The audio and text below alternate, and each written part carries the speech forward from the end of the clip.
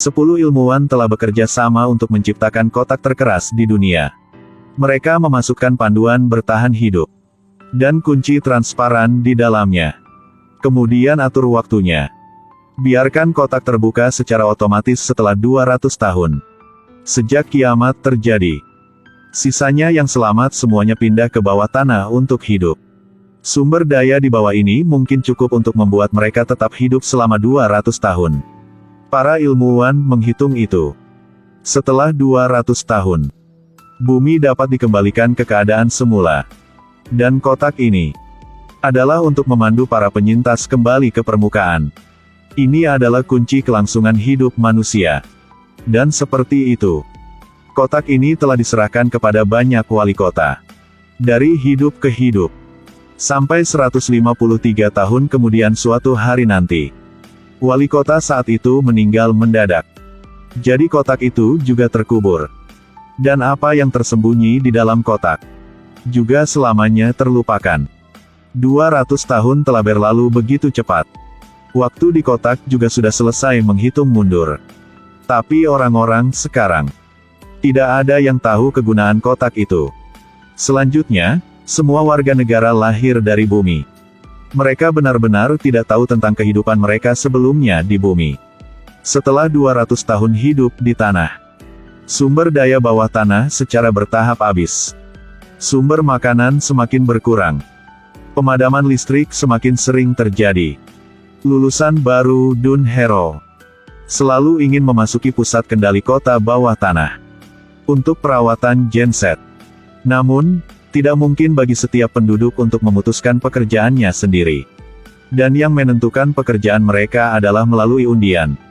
Sebelum undian, masing-masing dari mereka harus berdoa dalam hati. Semoga akan mendapatkan pekerjaan yang mereka inginkan.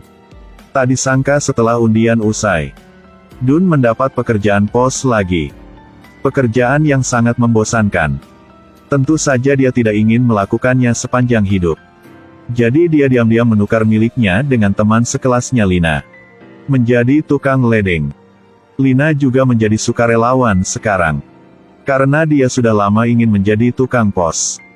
Sebelum mengambil pekerjaan resmi, ayah Dun, Loris, memberikannya kepada putranya pisau lipat serbaguna sebagai hadiah kelulusan.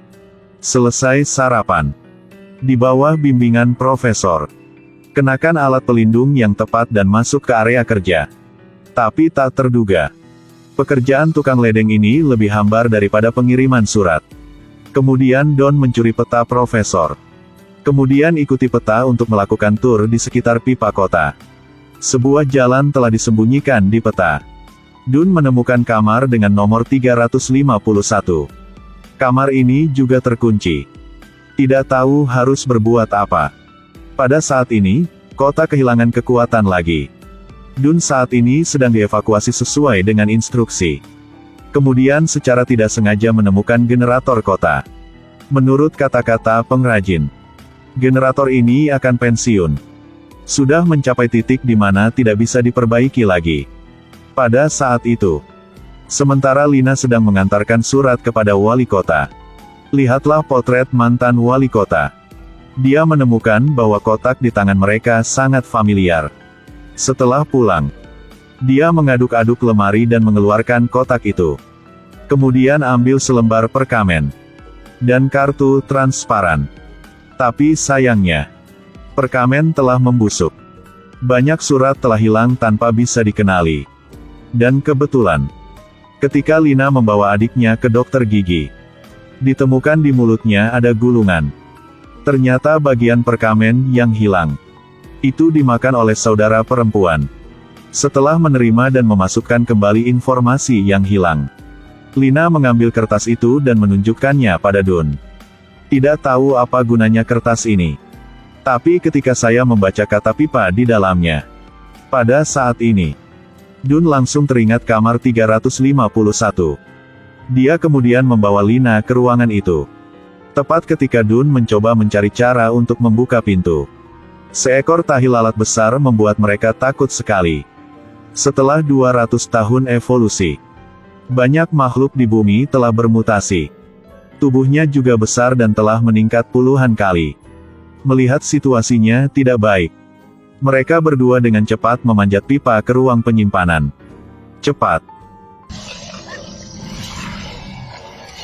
Lina dengan cepat bersembunyi di balik rak, ingin menjangkau dan mendapatkan kotak besi. Tapi tiba-tiba menyentuh hidung tahi lalat. Sekarang juga, Dun mengambil sekaleng air dan melemparkannya ke tikus. Untungnya, kali ini telah mengalihkan perhatian Mouse. Dun dengan cepat berlari ke celah di antara rak. Saat tikus terjebak, Dun akhirnya membawa Lina keluar dari tempat itu. Besok, Lina panik dan pergi ke Dun. Karena Dun menemukan manajer gudang tepat di sebelah kamar 351. Di dalamnya ada rahasia yang luar biasa. Mereka berdua datang ke pintu kamar itu lagi. Dia menggunakan pisau universal yang diberikan ayahnya. Sukses membuka pintu. Setelah memasuki ruangan, keduanya terkejut menemukan di 4 dinding ruangan penuh dengan makanan langka. Saat ini di tengah ruangan, ada seseorang yang sedang tidur di sofa. Dan orang itu tidak lain adalah wali kota. Orang-orang di luar kekurangan pasokan makanan.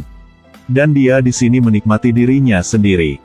Dapat dilihat, karena wali kota dan manajer telah berkolusi satu sama lain untuk menyimpan makanan rakyat. Besok, Lina mengangkat kisah wali kota yang menyimpan makanan. Beritahu Pak Sekretaris Wali Kota Barton. Barton mendengarnya dan sangat terkejut. Tapi segera memberikan Lina kepada wali kota. Meskipun masalah itu terungkap, wali kota masih sangat tenang. Dia dengan tenang makan makanan kaleng. Kemudian dia menggunakan kartu transparan untuk membersihkan giginya. Melihat adegan ini, Lina segera memahami masalahnya. Itu sisi lain dari pelat kunci di tangan wali kota dan bawahannya. Saat mereka mengelilingi Lina, kota sekali lagi kehilangan kekuatan.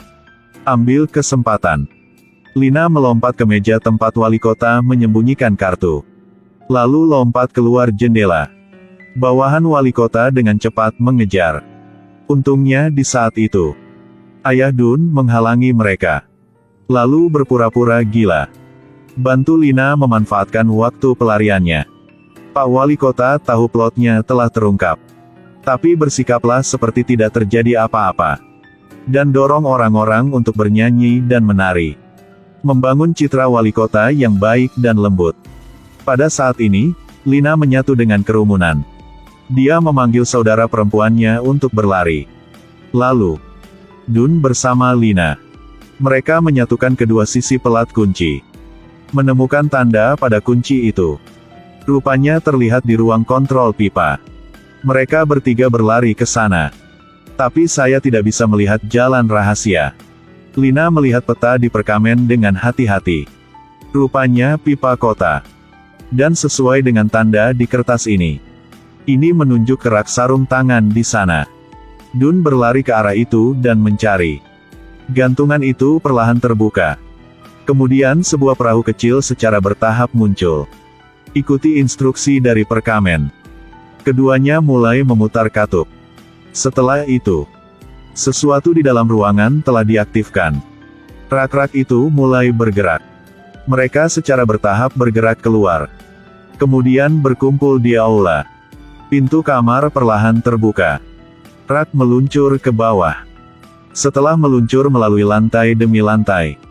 Dan akhirnya jatuh ke sungai bawah tanah. Sayangnya, saat melewati genset, dirusak oleh kincir air.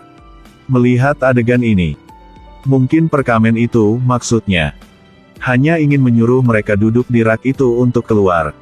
Tapi sekarang ketinggian air terlalu tinggi. Lina kali ini sekali lagi membuka perkamen. Dikatakan di atas bahwa mereka dapat memasuki kamar 1. Dun kemudian dengan cepat melihat situasinya.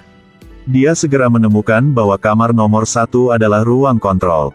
Dan lubang kunci di pintu sekarang.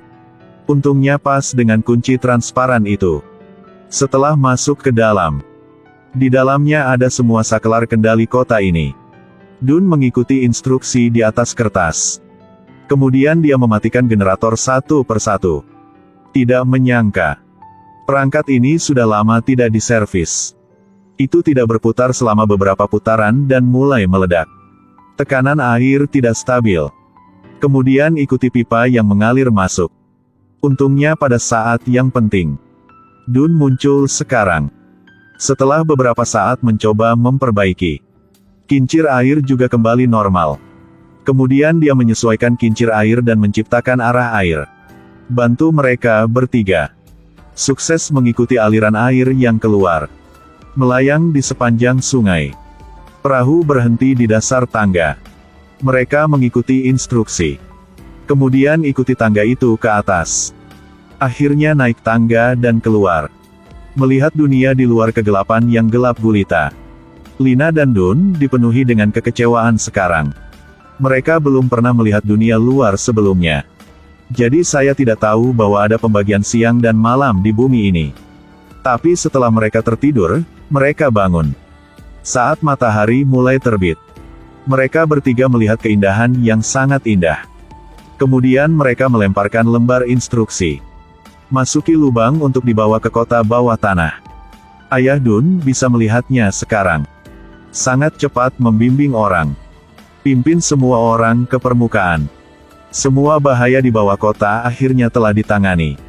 Dan wali kota sekarang masih belum tahu yang sebenarnya. Menolak dan kembali ke kamar 351 untuk bersembunyi. Tepat ketika dia pikir dia aman, tahi lalat raksasa yang sudah disergap sebelumnya bergegas keluar.